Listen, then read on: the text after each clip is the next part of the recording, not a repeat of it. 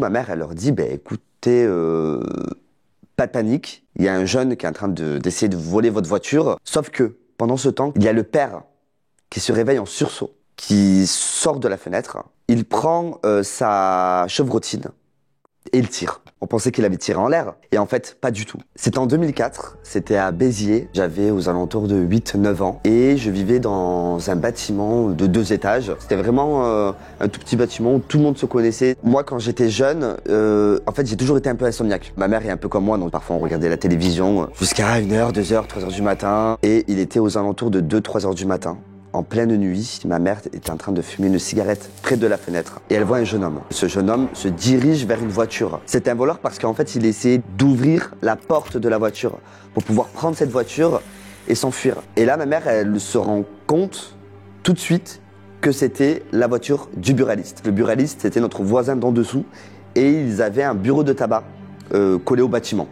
Au rez-de-chaussée. Là où je vivais, sur Béziers, c'était une rue assez problématique. C'est-à-dire que le buraliste avait souvent aussi des cambriolages dans son bureau de tabac. Le buraliste, c'était une personne qui n'avait pas de problème. Tout le monde l'appréciait. C'était une personne très sympa. Il m'offrait souvent des bonbons. Voilà, et des fois, il m'offrait des petits livres. C'était une personne peut-être qui faisait aux alentours de 1m75 et puis un peu âgée. Du coup, ma mère, ce qu'elle fait, c'est qu'elle descend voir le buraliste. Elle sonne à la porte et il y a le fils qui ouvre la porte avec son chien. Parce qu'ils avaient un gros chien qui fait peur. Donc du coup, ma mère, elle leur dit, écoutez, pas de panique, il y a un jeune qui est en train d'essayer de voler votre voiture. Je remonte avec ma mère, on regarde ce qu'il se passe du coup par la fenêtre. Il y a le fils qui descend avec son chien.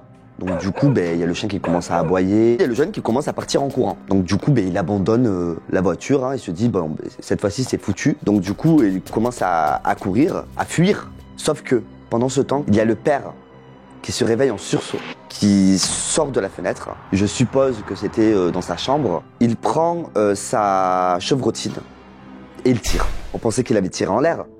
Et en fait, pas du tout. Il a tiré dans le dos de la personne. Ce jeune tombe et il est mort. Il a décédé sur place. Quand la police est venue, moi j'étais là en plein milieu et je ne parlais pas.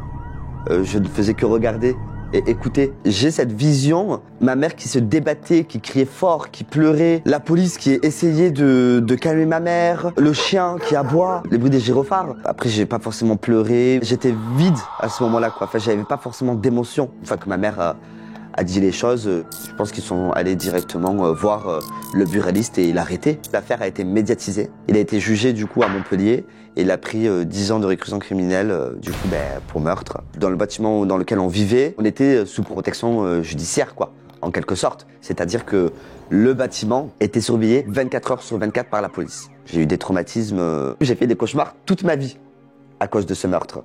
Donc ces cauchemars, c'était du sang, avec un pistolet, des fenêtres ouvertes, la nuit, ça pouvait m'arriver de me réveiller en sursaut, en sueur ou en pleurs aussi, directement. Et c'est vrai qu'en grandissant, du coup, j'ai la peur qui s'est installée clairement dans ma vie, en fait. Donc du coup, c'est vrai que dès que j'entendais un petit bruit ou une personne qui passe, qui est derrière moi, ou surtout quand il fait nuit, moi j'ai peur du noir, du coup maintenant. Donc je mets toujours une petite lumière, de la télé en fond. Pour ça que je conseille aux personnes qui ont été dans la même situation que moi de ne pas hésiter une seule seconde à aller consulter.